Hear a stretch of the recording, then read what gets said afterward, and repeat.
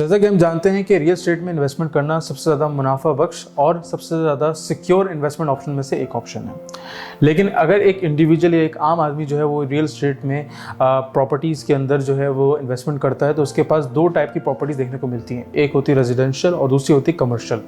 अब ये दोनों प्रॉपर्टीज़ जो अपने अपने हिसाब से बेहतर हैं, उनमें कई जो हैं वो बेनिफिट्स हैं, कई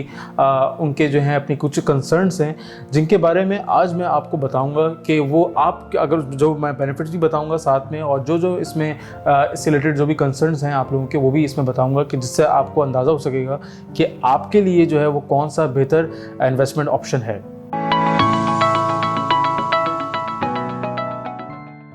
मैं हूं अरमान सारिब और राज की जानिब से आज मैं आपको वो फैक्टर्स बताऊंगा जिसकी मदद से आपके लिए अंदाज़ा लगाना आसान होगा कि दोनों प्रॉपर्टीज़ यानी कि रेजिडेंशियल और कमर्शियल प्रॉपर्टीज़ में से आपके लिए जो बेहतर प्रॉपर्टी है वो कौन सी रहेगी। इसमें जो है वो कुछ फैक्टर्स हैं जिनके बारे में हम बात करेंगे कि कौन सी इस फैक्टर्स में इन्वॉल्व जो है, जैसे कॉस्टली कौन सी पड़ती है और बेनिफिशियल कौन सी होती है, किसमें ज़्यादा लॉज लगते हैं, किसमें टैक्सेस ज़्यादा लगते हैं। इस हवाले से हम एक मुकम्मल आपके सामने एक ओवरव्यू पेश करेंगे। सबसे पहले आपको ये जानने की ज़रूरत है कि आप जो प्रॉपर्टी आप खरीद रहे हैं वो किस टाइप की है, यानी कि वो रेजिडेंशियल है या कमर्शियल है। अगर हम रेजिडेंशियल प्रॉपर्टीज़ का अगर हम जायज़ा लें तो उनमें जो है वो आपकी जो आपके लिए प्लॉट होते हैं खाली, या इसके अलावा बने बनाए घर होते हैं जिसमें आप अपने लिए अपनी रिहाइश आप इख्तियार कर सकते हैं, या आप अपने किराएदार को दे सकते हैं टेनेंट के तौर पे, आपको रेंट के तौर पे आप दे सकते हैं, वो भी इसमें शुमार होते हैं। साथ साथ अगर आपका कोई अपार्टमेंट है वो अगर आप किराए पे किसी को देते हैं या आप खुद भी अपने लिए ख़रीदते हैं तो वो भी एक रेजिडेंशियल प्रॉपर्टी का हिस्सा होता है। इसके बरक्स अगर हम कमर्शियल प्रॉपर्टी का जायज़ा लें तो उनमें शॉप्स हो गई, आपके को वर्किंग स्पेसेस हो गए, और इसके साथ ऑफिस स्पेसेस हो गए, ऑफिसेज हो गए, और जो बड़ी बड़ी बिल्डिंग्स होती हैं इंडस्ट्रीज़ की, और बहुत सारी जो फैक्ट्रीज़ होती हैं उनके लिए जो प्लॉट लिए जाते हैं, ख़रीदे जाते हैं, वो भी आपकी जो है वो कमर्शियल प्रॉपर्टीज़ का ही हिस्सा होते हैं। फिर इसके बाद आता है कि आपको अपनी जो प्रॉपर्टी ख़रीदें उसके लिए आपका पर्पज़ क्या है। आपका अगर पर्पस जो है वो एक अपनी खुद की आपकी रिहाइश इख्तियार करनी है उस घर में, या आपने वो प्रॉपर्टी जो आपने ख़रीदी हुई है उसको आपको किराए पे चढ़ाना है, तो इसके लिए वो जो प्रॉपर्टी है वो आपकी रेजिडेंशियल प्रॉपर्टी वो सही रहेगी। उसमें ये है कि अगर आप एक लॉन्ग टर्म के लिए आप उस प्रॉपर्टी को ख़रीदते हैं तो आपको एक अच्छा प्रॉफिट मार्जिन भी उसमें आपको मिलता है, और इसके साथ साथ उसकी जो है वो काफ़ी अच्छी वैल्यू भी बनती रहती है। अगर जितना आप ज़्यादा उसको रखेंगे उतनी अच्छी उसकी वैल्यू बनती रहेगी। कमर्शियल प्रॉपर्टी जो है वो ज़्यादातर जो है वो बिज़नेसमैन या बिज़नेस ओनर्स ख़रीदते हैं, या जो कारोबार से मुंसलिक अफराद हैं उनके लिए वो पॉइंट ऑफ अट्रैक्शन होता है, क्योंकि वो उस पर ख़रीद के ही वो अपने हिसाब से उनको वेयर हाउस बनाना है, या उनको एक ऑफिस बिल्डिंग बनानी है, या उनको एक फैक्ट्री के लिए एक प्लॉट चाहिए, तो वो प्लॉट ख़रीद के उस पर अपने हिसाब से जिस हिसाब से भी उनको तामीर करवाना चाहते हैं वो उस पर वो तामीर करते हैं। फिर उसके बाद आती है कि इसकी जो आपने प्रॉपर्टी आप ख़रीद रहे हैं, चाहे वो रेजिडेंशियल ख़रीद रहे हैं या कमर्शियल ख़रीद रहे हैं, उनकी कीमत की वजह से उनमें जो फ़र्क आता है उसमें यह है कि अगर हम रेजिडेंशियल प्रॉपर्टीज़ का देखें तो उसके अंदर जो है वो बहुत सारी चीज़ें की वजह से उसकी कीमत जो है वो ऑफ़र दी जाती है। उसमें उनकी कीमत बढ़ भी सकती है, कम भी हो सकती है। मतलब ये कि अगर कोई आप जो घर ख़रीद रहे हैं रेजिडेंशियल तौर पे आप कोई प्रॉपर्टी ख़रीद रहे हैं तो उसकी जो लोकेशन है वो किस जगह पे वाक़ है, उसके आसपास क्या क्या एमिनिटीज़ हैं, उसके आसपास जो है वो कहाँ कितनी हद तक डेवलपमेंट है, या वो मेट्रोपॉलिटन एरिया से करीब है या दूर है, और किस शहर में, तो ये सारे जो फैक्टर्स हैं डिपेंड करते हैं उसकी प्राइस पे। जितनी वो मेट्रोपॉलिटन एरिया से वो करीब होगी, जितनी वो ऐसी जगह पे होगी जहाँ पे एमिनिटीज़ ज़्यादा हैं, वहाँ पे ऑटोमेटिकली उसकी जो प्रॉपर्टी की जो प्राइस है वो भी ज़्यादा होगी। इसके बरक्स अगर हम कमर्शियल प्रॉपर्टीज़ की सूरत हाल देखें कॉस्ट के हवाले से, तो यहाँ पे भी जो है वो आपको रेजिडेंशियल प्रॉपर्टीज़ की तरह आपको जो है यहाँ पे मतलब ये लोकेशन का बहुत बड़ा इम्पैक्ट होता है इस पर, कि अगर आपका जो ऑफिस है अगर वो रोड पे है और इजी एक्सेसिबल है, जो वहाँ पे काम करने आ रहे हैं लोग, या वहाँ पे इवन जो कंज्यूमर्स भी अगर वहाँ पे आ रहे हैं तो उनके लिए काफ़ी इजी एक्सेसिबल है, वहाँ पे आसानी से आ सकते हैं, जा सकते हैं। तो जाहिर सी बात है कि उस जगह की जो प्रॉपर्टी की जो वैल्यू है कमर्शियल प्रॉपर्टी की वो ऑटोमेटिकली वो ज़्यादा होगी। लेकिन इसमें जो है वो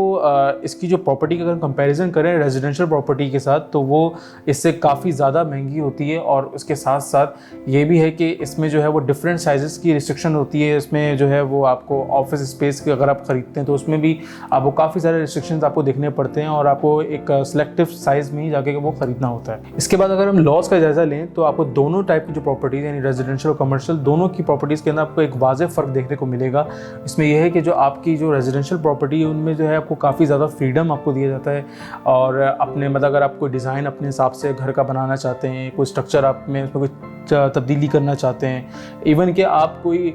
जो किराएदारी का जो किराएनामा होता है यानी कि रेंटल एग्रीमेंट या टेनेंसी एग्रीमेंट होता है, उसके अंदर भी आप चेंजेस अपने हिसाब से आप कर सकते हैं। इसमें आपको मतलब काफ़ी हद तक फ्रीडम दी जाती है। इसमें भी ये कि कुछ जगहों पे जाके आपको ज़रूर आपको जो है वो अप्रूवल लेनी होती है, लेकिन जो कमर्शियल प्रॉपर्टीज़ है इसके अंदर जो है आपको बहुत ज़्यादा इसमें जो है वो रिस्ट्रिक्शंस होती हैं उसके मुकाबले में जो आप रेजिडेंशियल प्रॉपर्टी आप खरीदते हैं। और इसके अंदर जो है वो आपकी डिज़ाइन से लेके जो आप बना रहे हैं और कितना आप जो स्पेस आप ले रहे हैं उस सब की जो है प्रॉपर आपको रिस्ट्रिक्शंस मौजूद होती हैं और आपको जो है इसमें ज़्यादा अप्रूवल्स की ज़रूरत पड़ती है। इसके बाद जो इंपॉर्टेंट फैक्टर आता है वो आता है स्टेबिलिटी का। जैसे कि हम जानते हैं कि कोविड के बाद से जो है वो मोड ऑफ वर्क चेंज हुआ है। जो बड़ी बड़ी ऑर्गेनाइजेशंस हैं और बड़ी बड़ी जो इंडस्ट्रीज़ हैं उनके जो वर्किंग इन्वायरमेंट है, उनका कल्चर, उनमें काफ़ी तब्दीली आई है। तो इस हवाले से अगर हम रेजिडेंशियल प्रॉपर्टीज़ की तरफ अगर जायज़ा लें तो जिस तरह पाकिस्तान की बढ़ती हुई आबादी है और इस बढ़ती हुई आबादी के साथ जो घर की ज़रूरत है वो भी बढ़ती जा रही है। हर किसी को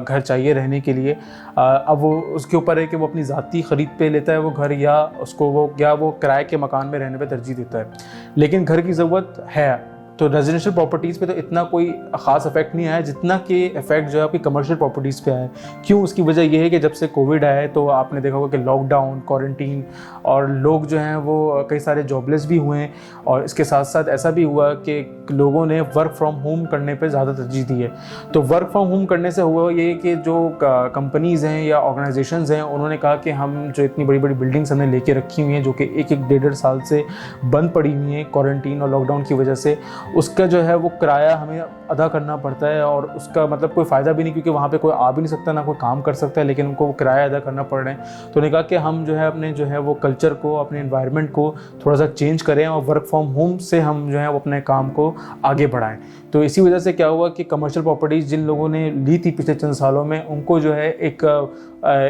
कह सकते हैं कि काफ़ी ज़्यादा उनको लॉस देखने में आया है। इसके मुकाबले में अगर आप रेजिडेंशियल प्रॉपर्टी देखें तो उसमें ऐसे कोई प्रॉब्लम नहीं होती और उनकी जो प्राइसेस भी हैं वो काफ़ी हद तक स्टेबल रहते हैं, बल्कि बढ़ते ही रहते हैं वक्त के साथ साथ। इसके अलावा अगर हम कंज्यूमर्स की बात करें तो आपके जो रेजिडेंशियल प्रॉपर्टीज़ है उसमें आपको काफ़ी ज़्यादा मिकदार में आपको जो है कंज्यूमर देखने को मिलेंगे। इसमें जो है वो घर के ख़रीदार भी मिलेंगे और जो आपके घर में एज अ किराएदार के तौर पे रहना चाहते हैं वो भी आपको देखने को मिलेंगे। इसमें यह है कि जो आपकी, क्योंकि आपको एक वैल्यू, भले इसमें आपकी प्रॉपर्टी की वैल्यू ज़्यादा हो या आपकी मार्केट के हिसाब से भी हो, तो उसमें आपको जो बायर्स और कंज्यूमर्स हैं और जो टेनेंट्स हैं वो आपको यहाँ पे आराम से मिल जाते हैं। इसके बरक्स अगर हम कमर्शियल प्रॉपर्टीज़ का थोड़ा जायज़ा लें तो वहाँ पे ये है कि जो बायर्स हैं वो ज़्यादातर बड़े बड़े फर्म्स की या फिर इंडस्ट्रियलिस्ट होंगे या फिर बड़े बड़े बिजनेसमैन होंगे जो वहाँ पे अपने ऑफिस वर्क वगैरह स्टार्ट करेंगे। लेकिन इसमें यह है कि जिस इंडस्ट्री का या जिस फर्म का अपना पहले से एक ऑफिस बना हुआ है या पहले से एक जगह बनी हुई है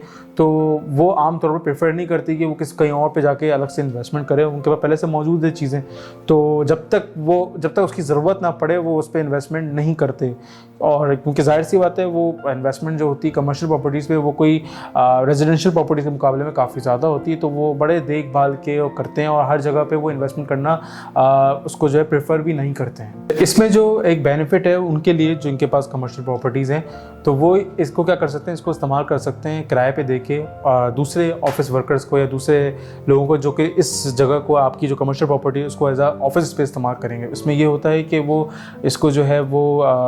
लॉन्ग टर्म के लिए वो ज़्यादा इस्तेमाल करते हैं और इसमें आपको एक अच्छा जो है वो आपको एक कह सकते हैं किराया आपको मिलता है जो कि रेजिडेंशियल प्रॉपर्टी के मुकाबले में ज़्यादा होता है। आप में से कई लोगों का ये सवाल होगा कि इसमें से हम दोनों टाइप की जो प्रॉपर्टीज़ हैं उनमें से हम किस में से ज़्यादा ROI यानी रिटर्न ऑफ इन्वेस्टमेंट जो है वो हासिल कर सकते हैं। तो इसमें जो कमर्शियल प्रॉपर्टीज़ हैं उनमें जो है आपके पास ज़्यादा चांसेस होते हैं कि ज़्यादा बड़ी अमाउंट पे आप जो है वो ROI हासिल कर सकते हैं, क्योंकि इसमें जो है वो एक रिस्क भी इन्वॉल्व होता है। लेकिन जो इतना बड़ा रिस्क होगा उतना बड़ा फ़ायदा होने के भी चांसेस होते हैं। और अगर ऑलरेडी आपकी कोई शॉप, यानी शॉप भी आपकी कमर्शियल प्रॉपर्टी है, अगर वो ऐसी जगह पे है जो कि बहुत सक्सेसफुल है, उसके आसपास जो है वो बड़ी रोड के साथ है और उसके और भी बहुत बड़ी मार्केट है और वो शॉप जो है वो ईज़िली जो है बड़े अच्छे जो है वो बिज़नेस जनरेट करके दे रही है और एक अच्छा रेवेन्यू बना रही है, तो ऑटोमेटिकली जो उसकी जगह की जो प्राइस है वो इंक्रीज़ हो जाएगी। और साथ ही ये कि आप जब किसी और को वो बेचेंगे या हैंड ओवर करेंगे तो वो वहाँ पे भी आपको एक अच्छा अमाउंट जो है बदले मिलेगा। इसके बजाय अगर हम रेजिडेंशियल प्रॉपर्टीज़ को देखें तो उसमें जो है आपको ROI मिलता है तो अच्छा है, लेकिन इतना अच्छा नहीं मिलता जितना कि आपको कमर्शियल प्रॉपर्टीज़ में मिलता है। इसके बाद अगर हम मेंटेनेंस की सूरत हाल देखें तो रेजिडेंशियल प्रॉपर्टीज़ होती हैं उनमें यह है कि आपको जो है मेंटेनेंस वगैरह का जो चेक करना या उसका ख्याल रखना उसमें जो है वो थोड़ा कम आपको करना पड़ता है बनस्बत इसके कि अगर आप एक कमर्शियल प्रॉपर्टी के ऑनर हैं। और साथ ही अगर जब आप कमर्शियल प्रॉपर्टी के ऑनर बन जाते हैं, मालिक बन जाते हैं ऐसी जगह के, तो उस पर जो है आपके उस हिसाब से जो है ना आपके टैक्सेस लगते हैं। तो कमर्शियल प्रॉपर्टी के अगर आप एक मालिक हैं तो आप पे थोड़े ज़्यादा टैक्सेस लगेंगे बनस्बत इसके कि अगर आप एक रेजिडेंशियल प्रॉपर्टी के ऑनर हैं। इसके साथ साथ आपको सिर्फ टैक्सेस ही देने पड़ते हैं, बल्कि आपको जो है वो हाई अमाउंट में जो है वो आपको यूटिलिटी बिल जो हैं वो भी आपको अदा करने पड़ते हैं, क्योंकि जो कमर्शियल प्रॉपर्टीज़ की जो यूटिलिटी बिल्स होते हैं वो आमतौर पर ज़्यादा आते हैं बनस्बत के जो रेजिडेंशियल प्रॉपर्टीज़ होती हैं। लेकिन इसमें एक बेनिफिट ये भी है, आप कह सकते हैं इसको, कि अगर आपकी जो रेजिडेंशियल जैसे कि रेजिडेंशियल प्रॉपर्टी है और उसमें ये होता है कि जो मालिक मकान होता है उसको जो है वो मेंटेनेंस का और सारे यूटिलिटी बिल्स का और रिपेयरिंग का ख्याल रखना पड़ता है। जबकि अगर आपने कोई कमर्शियल प्रॉपर्टी किसी को किराए पे दी हुई है तो वो जो आपने उसके बाद एक एग्रीमेंट में ये बात शामिल करते हैं, उसमें ये कहते हैं कि आप अगर इस स्पेस को आप इस्तेमाल कर रहे हैं तो इस जगह का ख्याल रखना भी आपका ज़रूरी है। तो जो आपके उस वक्त उस ऑफिस स्पेस के अंदर जो भी रिपेयरिंग वगैरह आती है तो उसके अंदर आप जो है अपने एग्रीमेंट में शामिल किया होता है कि ये सब किराएदार की जिम्मेदारी होती है कि वो इसको रिपेयर करवाए। तो इस तरह से ये होता है कि जो कमर्शियल प्रॉपर्टी का जो ऑनर होता है ना उस पर जो है वो पैसों के मामले में थोड़ा बर्डन कम पड़ता है। इसमें आपको मैं एक टिप देना चाहूँगा अपने सारिफिन को कि अगर वो कमर्शियल प्रॉपर्टीज़ ख़रीद रहे हैं तो इस बात का ज़रूर ख्याल रखें कि वो ऐसी जगह पे ख़रीदें जो कि मेट्रोपॉलिटन एरिया से करीब हो, यानी कि वहाँ पे आबादी हो और उसके अलावा वहाँ पे मार्केट्स मौजूद हों और मतलब एक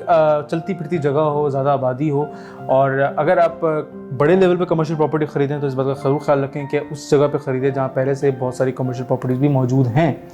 तो उसमें फ़ायदा ये होता है कि आपको जो है वहाँ पे एक अच्छा जो है वो प्रॉफिट आप वहाँ से जनरेट कर सकते हैं। उसको भी आपको जब आप रीसेल करेंगे उस प्रॉपर्टी को तो आपको एक अच्छी वैल्यू भी मिल जाएगी। और अगर आप किराए पे देंगे तो आपको वहाँ पे जो मार्केट की जो वैल्यू चल रही है उस हिसाब से आपका जो है वो आपकी लोकेशन, क्योंकि लोकेशन भी एक ही सेम होगी तो उसी हिसाब से जो है आपको एक अच्छा जो है वहाँ पे आपको किराया भी मिल जाएगा। इसी के साथ ही मैं अपने वीडियो का एंड करता हूँ। मुझे उम्मीद है आपको आज इस वीडियो से रहनुमाई मिली हुई कि आपके लिए कौन सी जो प्रॉपर्टी है टाइप की वो कौन सी बेहतर रहेगी, या अगर आपके पास पैसे हैं या आपके पास एक लॉन्ग टर्म इन्वेस्टमेंट का प्लान है तो आप कमर्शियल की तरफ भी जा सकते हैं और आप रेजिडेंशियल प्रॉपर्टीज़ की तरफ भी जा सकते हैं। और दोनों में कंपेरिजन मैं आपको पहले ही बता चुका हूँ। और इसके अलावा हमारे पास जो है वो कमर्शियल प्रॉपर्टीज़ की और रेजिडेंशियल प्रॉपर्टीज़ की पूरी एक प्रॉपर लिस्टिंग मौजूद है। तो आप अपने जिसके मुताबिक ये है कि आप अपनी ज़रूरत के मुताबिक हमसे मशवरा लेके और हमारी सर्विस हासिल करके आप वो प्रॉपर्टीज़ भी ख़रीद सकते हैं। इसके लिए आपको जो है हमारे दिए गए नंबरों पर रब्ता करके हमारे नुमाइंदे से तफसीलात जानने की ज़रूरत है। और इसके साथ साथ हमारे यूट्यूब चैनल को भी सब्सक्राइब करें और साथ में बेल आइकन को भी प्रेस करें। और अगर ये वीडियो पसंद आई है तो उसको ज़रूर लाइक करें और हमारे जो सोशल मीडिया पेजेस हैं उनको भी ज़रूर फॉलो करें।